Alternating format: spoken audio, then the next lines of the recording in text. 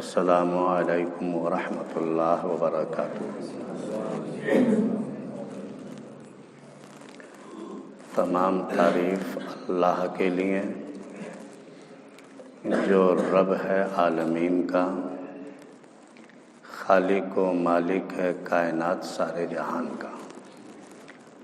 اللہ کی تعریف کے بعد درود ہو جناب حضرت محمد مصطفیٰ صلی اللہ تعالی علیہ وسلم اور آپ کی آل پر، جیسا کہ آپ کا مرتبہ ہے، عظمت و شان ہے کہ آپ اللہ کے پیارے محبوب ہیں،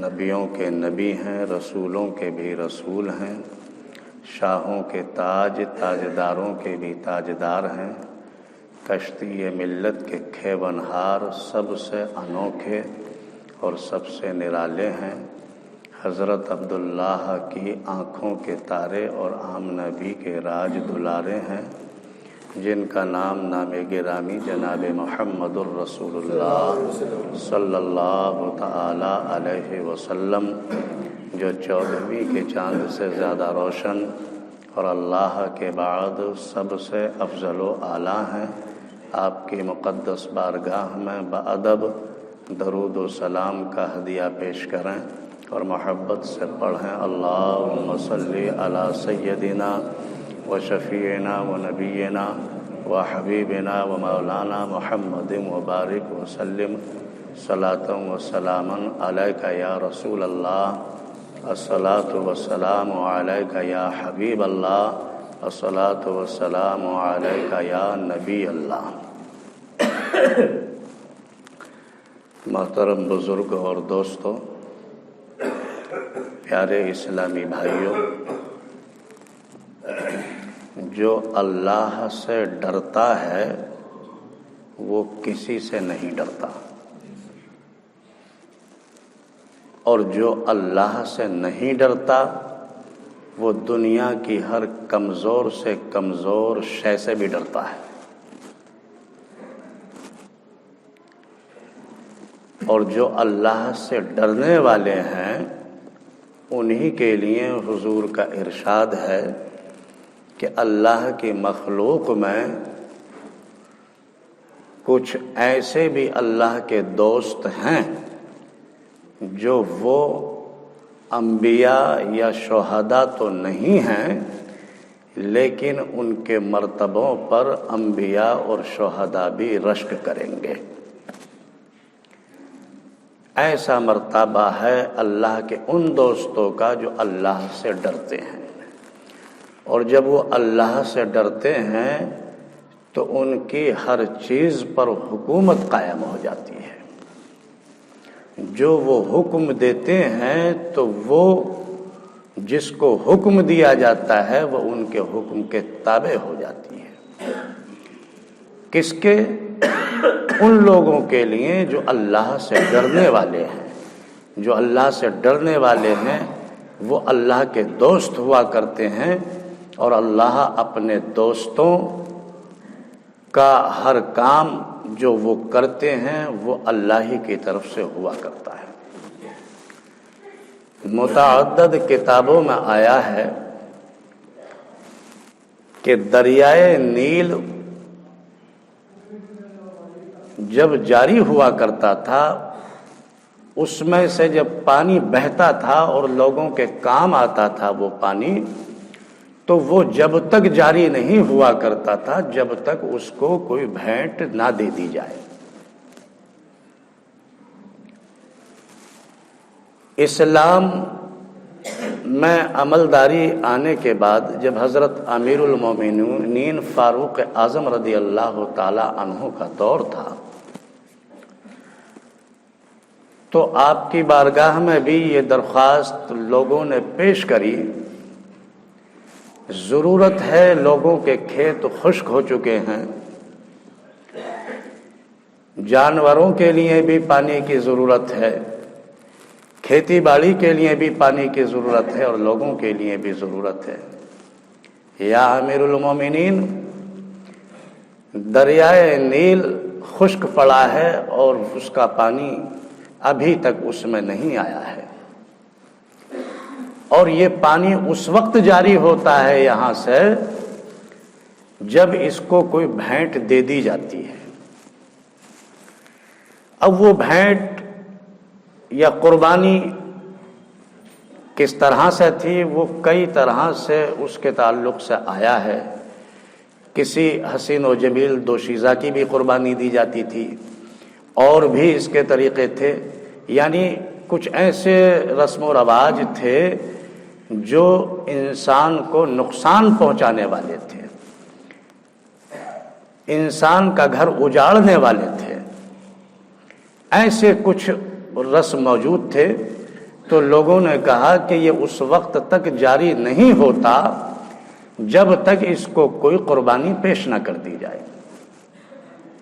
حضرت امیر المومنین فاروق اعظم رضی اللہ تعالی عنہ نے یہ بات سنی، اس درخواست کو پڑھا، آپ کو جلال آ گیا اور آپ نے فرمایا کہ ہم یہ بدعت قبول نہیں کریں گے۔ فوراً ہی ایک خط لکھوایا، اس خط کا مضمون یہ تھا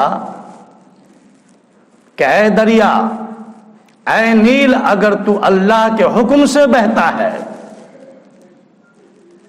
تو ہم ہرگز یہ رسم، یہ بدعت قبول نہیں کریں گے، اور اگر تو اللہ کے حکم نہیں بہتا، اپنے ماتحت ہی چلتا ہے، تجھے اللہ کی کوئی پرواہ نہیں ہے، تو ہمیں تیرے پانی کی قطعاً ضرورت نہیں ہے۔ آپ نے یہ الفاظ خط میں لکھوائے اور دریائے نیل کے درمیان میں وہ خط رکھوا دیا۔ مصر کے گورنر اس خط کو لے کر گئے اور دریائے نیل کے درمیان میں اس خط کو رکھا۔ دوستو، تاریخ بتاتی ہے کہ ادھر وہ خط رکھا گیا، ابھی مصر کے وہ گورنر خط رکھنے کے بعد میں دریا سے باہر بھی نہیں نکلے تھے کہ فوراً ہی پانی ابلنا شروع ہو گیا، اور اتنا پانی آیا کہ پورے آب و تاب کے ساتھ وہ دریائے نیل بہہ نکلا، اور آج تک اس کا پانی یوں ہی پوری رواں دوا کے ساتھ جاری ہے۔ معلوم یہ ہوا کہ جو اللہ سے ڈرتے ہیں، جو اللہ کو اپنا بنا لیتے ہیں اور وہ اللہ کے بن جاتے ہیں، تو ان کی حکومت پانی پر بھی چلا کرتی ہے۔ آپ دیکھیے، فتوح الشام میں لکھا ہے کہ دجلہ کی وادی میں جنگ زوروں پر تھی،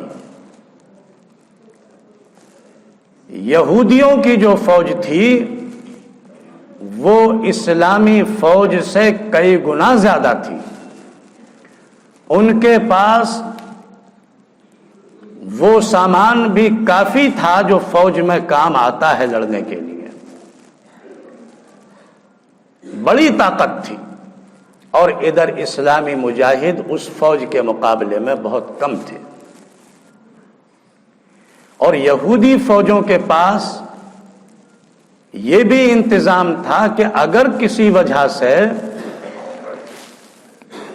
وہ ہار بھی جائیں اور انہیں خود کو محفوظ کرنا ہو تو دریا کو پار کرنے کے لیے، دریائے دجلہ کو پار کرنے کے لیے ان کے پاس کشتیاں اور جہاز بھی بہت سارے موجود تھے، اور دریا کے اس کنارے پر ایک مدائن کا قلعہ جو بڑا مضبوط تھا اور بڑا تھا، جس میں تمام کے تمام اچھی طرح سے محفوظ ہو سکتے تھے، وہ بھی ان کے پاس انتظام تھا۔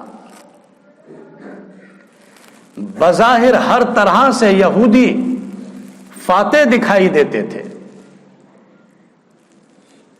اور ظاہری طور پر یہ اسلامی مجاہد بہت کمزور نظر آ رہے تھے، لیکن میں عرض کر چکا ہوں کہ جو اللہ سے ڈرنے والے ہوا کرتے ہیں، جو اللہ سے ڈرتے ہیں وہ دنیا کے کسی چیز سے نہیں ڈرا کرتے۔ اللہ سے ڈرنے والے اپنی طاقت کی طرف نہیں دیکھا کرتے، اپنی فوج کے سہارے آگے نہیں قدم بڑھاتے، بلکہ جب اسلامی مجاہد آگے بڑھتے ہیں تو اللہ کی طاقت کے سہارے آگے بڑھتے ہیں۔ ان کا کوئی فیصلہ اپنی طاقت کے بلبوتے پر نہیں ہوا کرتا۔ میں جن کا ذکر کر رہا ہوں وہ اسلامی لشکر بھی وہی لشکر تھا جو اللہ سے ڈرنے والا تھا، اللہ کو اپنا بنا چکا تھا اور اللہ نے ان کو اپنا دوست بنا لیا تھا۔ ان اسلامی مجاہدوں کو قطعاً پرواہ نہیں تھی کہ ہمارے مقابلے میں جو فوجیں کھڑی ہیں ان کے پاس لڑنے کا سامان زیادہ ہے، ان کی تعداد زیادہ ہے، ان کے پاس انتظام زیادہ ہے۔ اسلامی مجاہدوں کو قطعاً کوئی غم نہیں تھا اور نہ کوئی خوف تھا۔ انہیں تو اپنے خدا پر پورا پورا بھروسہ تھا، ان کی ایمانی قوت انہیں مضبوط کر رہی تھی۔ جنگ شروع ہوئی، زخمیوں کی چیخ و پکار، گھوڑوں کی ہنہناہٹ نے آسمان کو سر پر اٹھا رکھا تھا، کان پڑی آواز سنائی نہیں دیتی تھی۔ ایک وقت ایسا بھی آیا کہ لگنے لگا کہ اسلامی لشکر شکست کھا جائے گا، بہت بڑا نقصان اٹھا لے گا۔ لیکن دوستو، اسلامی لشکر کے سپہ سالار حضرت سعد بن وقاص کی ولولہ انگیز تقریر نے ان مجاہدوں کے حوصلے بڑھا دیے، ان کی رگوں میں دوڑنے والے خون کو گرما دیا، اور جب ان اسلامی مجاہدوں نے نعرہ تکبیر اللہ اکبر کہہ کر جب آگے بڑھے تو اس جنگ کا نقشہ ہی بدل گیا۔ وہ فوجیں جو اسلامی لشکر سے کئی گنا تعداد میں زیادہ تھی، وہ فوجیں جن کے پاس لڑنے کا سامان بہت زیادہ تھا، اسی آسمان پر چمکنے والے سورج نے دیکھا کہ وہی فوجیں بھاگتی ہوئی نظر آ رہی تھی اور خود کو محفوظ کرنے کے لیے اس دریا کو پار کرنے میں لگی ہوئی تھی۔ چونکہ کشتیاں اور جہاز ان کے پاس کافی تھے، وہ آنن فانن میں دریا کو پار کر گئے اور اپنی جان بچانے کے لیے مدائن کے قلعے میں محفوظ ہو گئے۔ ادھر اسلامی مجاہدوں کا خون اتنا گرم تھا، اتنا جوش تھا کہ وہ آگے بڑھ کر ان کا تعاقب کر رہے تھے۔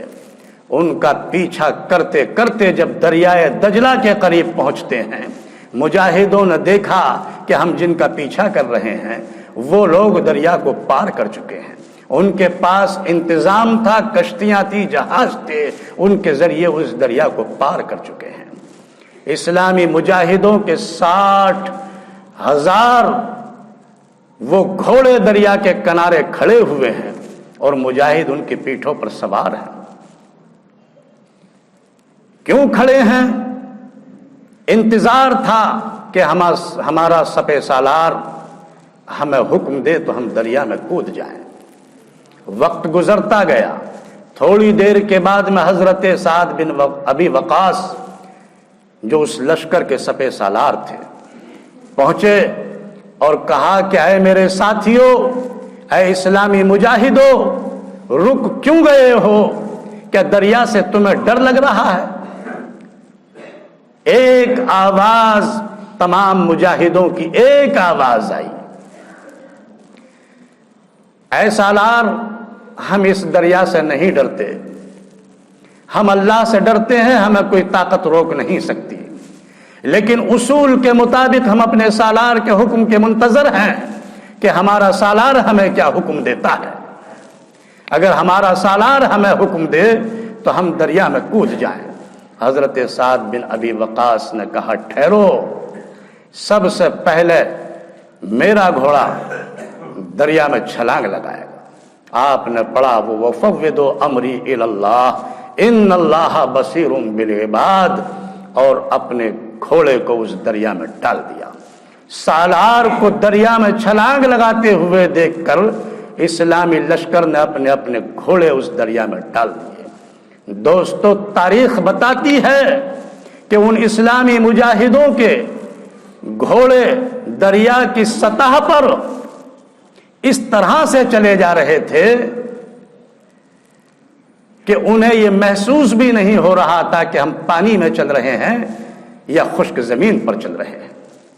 تاریخ بتاتی ہے کہ کسی گھوڑے کی کوئی زین تک نہیں بھیگی، اور ایسا لگ رہا تھا کہ جب دریا میں وہ گھوڑے اتر رہے تھے کہ پانی کی چھینٹیں نہیں اڑ رہی ہیں، بلکہ ان کی ٹاپوں سے راستے کی گرد و غبار اڑ رہی ہے۔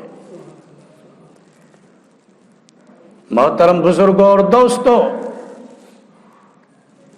یہ ہے ان لوگوں کا حال جو اللہ سے ڈرنے والے ہیں، اور جو اللہ سے ڈرنے والے ہوا کرتے ہیں وہ دنیا کی کسی چیز سے نہیں ڈرا کرتے۔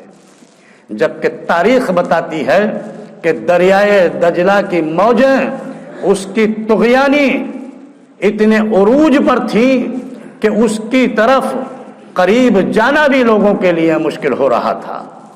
کسی نے کہا ہے کہ دریا کو اپنی موج کی طغیانیوں سے کام، کشتی کسی کی پار ہو یا درمیان رہے، دریا کو کیا مطلب کسی سے، وہ اپنی پوری موجوں کے ساتھ بہ رہا تھا۔ بہرحال وہ مجاہد دریا کو پار کر گئے۔ اس کے بعد میں سپہ سالار حضرت سعد بن ابی وقاص نے مڑ کر اپنے ساتھیوں کو خطاب فرمایا، کہا کہ اے میرے ساتھیوں، اے اسلامی مجاہدوں، میں دیکھ رہا ہوں کہ تم صحیح سلامت اللہ کے حکم سے دریا کو پار کر چکے ہو۔ مجھے بتاؤ کہ کیا تمہاری کوئی چیز دریا میں گر تو نہیں گئی ہے؟ اگر وہ کوئی چیز تمہاری گر گئی ہو تو میں اس کو اس دریا سے واپس لے لوں۔ تمام مجاہد کھڑے سن رہے ہیں۔ ایک ساتھی آگے بڑھے، عرض کیا کہ اے سپہ سالار، اگر کوئی چیز گر بھی گئی ہوگی تو یہ کیسے ممکن ہے کہ یہ دریا سے ہمیں وہ چیز واپس مل جائے؟ پانی اتنے تیز بہاؤ کے ساتھ بہ رہا ہے کہ کسی کو قریب نہیں آنے دیتا۔ اگر کوئی چیز گر بھی گئی ہوگی تو نہ جانے کہاں کی کہاں پہنچ گئی ہوگی۔ سالار نے کہا، اے میرے ساتھی، مجھے بتاؤ کیا چیز تمہاری گر گئی ہے؟ عرض کیا کہ اے سالار، ظاہری طور پر تو کوئی قیمتی چیز نہیں ہے، لیکن میرے لیے اللہ کی وہ بہت بڑی نعمت ہے۔ ایک لکڑی کا پیالہ تھا میرے پاس، جو ہم ساتھی مل کر کھانا کھایا کرتے تھے تو اسی پیالے میں پانی کر کے پی لیا کرتے تھے۔ یہ اللہ کی میرے لیے بہت بڑی نعمت تھی، وہی پیالہ لکڑی کا میرا دریا میں گر گیا ہے۔ حضرت سعد ابی بن وقاص اسلامی لشکر کے سپہ سالار دریا کے کنارے پہنچتے ہیں اور دریا کو حکم دیتے ہیں کہ اے دریا، تیرے پانی نے میرے ایک ساتھی کے پیالے کو ہڑپ کر لیا ہے۔ اے دریا، وہ پیالہ تیرے کسی کام کا نہیں ہے، لیکن میرے ساتھی جس وقت کھانا کھاتے ہیں تو اس میں ڈال کر پانی پی لیتے ہیں۔ میں تجھے حکم دیتا ہوں کہ اس پیالے کو واپس کر دے۔